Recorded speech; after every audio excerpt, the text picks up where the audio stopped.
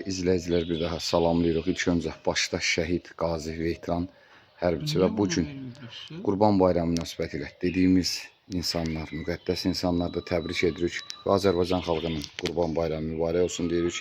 Hər zaman 44 gün Vətən müharibəsində şəhid ailələrin yanında olduqda bu gün isə fərqli olaraq 1-ci Qarabağ müharibəsində vətən üçün silahın olmayan vaxt sinələrin qarşıya verib təki vətən sağ olsun deyən qəhrəmanımız Aslan qardaşımızın ocağındayıq.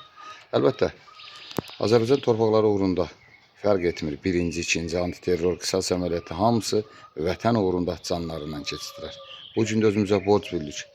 Azərbaycan torpaqları uğrunda canından keçən 1-ci Qarabağ müharibəsində silahın olmayan dövründə torpaqların 80%-ni qoruyub saxlayan igidlərdən biri Aslan qardaşımızın ocağında olaq. Və burada özümüzə borc bildik. Elə ilk sözü şəhidimizin belə deyək, bacıları və qardaşa əyləşdiyi üçün elə özümüzə borc bildik. 1-ci Qarabağ müharibəsinin döyüşçüsü olan Bəhruz müəllimdən söz götürək. Buyur. Sağ ol, sağ ol. Bu günləri ən əvvəl Aslan qardaşımızın doğum gününü qeyd eləməmişdən əvvəl bu günlər Qurban Bayramı günüdür. Bayram günləridir, Sabah Respublika günüdür, müstəqillik günüdür. Bu münasibətlə həm şəhid qardaşımızın ailəsini, bacılarını, yaxınlarını, onların timsalında nə qədər şəhid valideynlərimiz var, qazilərimiz var, müharibə iştirakçılarımız var və xalqımızı, dövlətimizi, millətimizin hər birinin nümayəndəsini təbrik edək, can sağlığı arzulayaq və bu günləri yaşadan bizə, şəhidlərimizdir, şəhidlərimizə Allahdan rəhmət diləyək, məramları, məqamları ucadıq. Bu günləri qeyd elədin Abdullayev Aslan Abdullaoğlunun mövludu günü ilə bağlı biz gəldik bir yaxınlarının ailəsinə baş çəkək. Allah bu ocaqdan dünyasını dəyişmiş Abdullah əmiyə, Gülcənnət anaya rəhmət eləsin, məramlarını uca eləsin.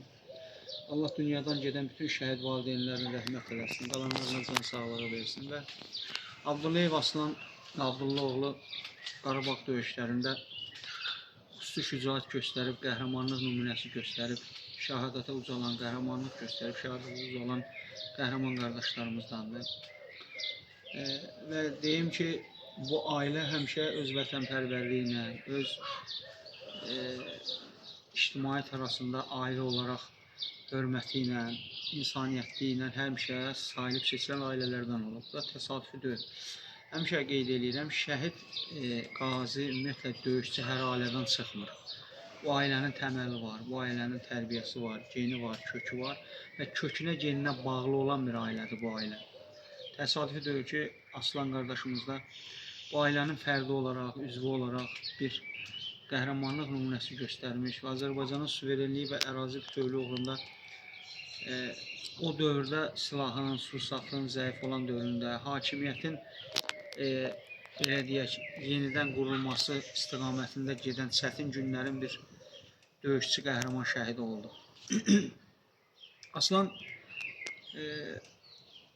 yaralanaraq mənlə xəstəxanada da bir yerdə yatır və mən onun həm də döyüşçüdən əlavə xəstəxana yoldaşı olmuşam. Aslanın yaralarının hansı vəziyyətdə olmasını gözümlə görmüşəm. Təbii ki, həmin vaxtı Şakir qardaşımız da bizim yanımızdaydı, ailəsi, anası yanımızdaydı. Həmişə onun yanında olaraq təsəlli verirdi, amma yarası çox ağır idi.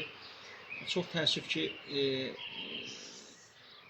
şəhid oldu, yəni aldığı ağır yaradan şəhid oldu və deyim ki, çox çətin məqamda ailə üçün, ana üçün, qardaş üçün, bacı üçün, ümumiyyətlə yaxınlaşın çox çətin bir hissdir o hiss. Çünki o hissi mən həmişə deyirəm, şəhid olan övladın hissiyatını, onun hansı hiss keçirdiyin şəhidin ailəsi bilir.